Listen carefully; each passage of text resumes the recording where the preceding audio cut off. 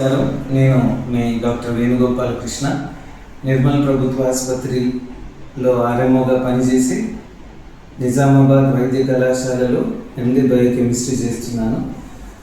మే 31 ప్రపంచ పొగాకు వ్యతిరేక దినోత్సవం.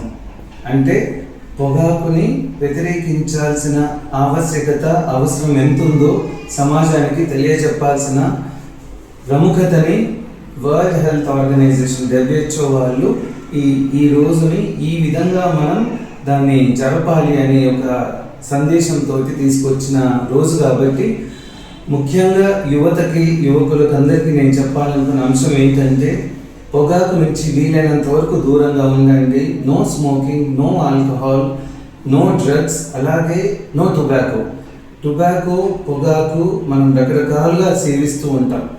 కొంతమంది స్మోక్లో సేవిస్తారు, జర్దాలో, తంబాకులో, నాలుగు కింద పెట్టుకొని రకరకాలుగా. సో ఇన్ని కోణాల్లో మనం పొగాకుని ఎంజాయ్ చేస్తూ ఉన్నాము. కానీ పొగాకు మన జీవితాలతో చాలా బాగా ఎంజాయ్ చేస్తుంటుంది. యంగ్స్టర్స్ని వీలైనంత తొందరగా క్యాన్సర్కి గురి చేస్తూ చాలామంది క్యాన్సర్ బారిన పడి ప్రాణాలు కోల్పోయిన వాళ్ళు ఉన్నారు, ప్రాణంతో కొట్టుకుంటున్న వాళ్ళు ఉన్నారు. కాబట్టి దయచేసి పొగాకుకి దూరంగా ఉండండి. No smoking, no tobacco, no alcohol. ఈ నినాదాన్ని యువత ఖచ్చితంగా ఫాలో అయితే డెఫినెట్గా ఆరోగ్యం మీ చేతిలో ఉంటుంది. ఈ మధ్యకాలంలో యువకులు ఎందరో వాళ్ళకి పెళ్ళైన తర్వాత కూడా ఫర్టిలిటీ ఇష్యూస్ వస్తున్నాయి, స్పర్మ్ ఇష్యూస్ వస్తున్నాయి, ఎన్నెన్నో కారణాలు ఉంటున్నాయి. ఎరెక్టైల్ డిస్ఫంక్షన్స్ లాంటి ప్రాబ్లమ్స్ కూడా వస్తున్నాయి. వీటన్నిటికీ కారణంలో ఒక భాగం టొబాకో ఆల్సో. కాబట్టి దయచేసి అందరూ టొబాకోకి దూరంగా ఉండండి.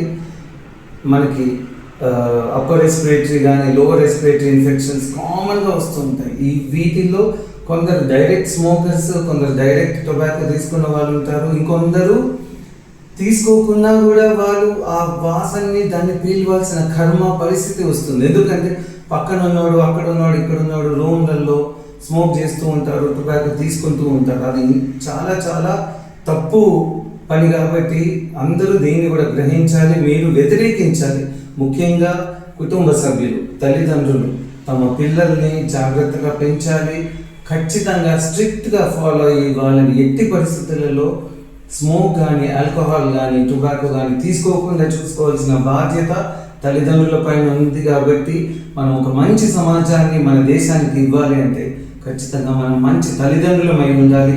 దానికి కారణం వీటన్నిటిని అవాయిడ్ చేసి మన పిల్లలకి మన సంస్కృతి, సాంప్రదాయాలు, కుటుంబ విలువలు నేర్పిస్తే తప్పకుండా మనం వీటన్నిటి నుంచి దూరంగా ఉంటాము. అందరికీ ధన్యవాదాలు. Thank you very much. Thank you.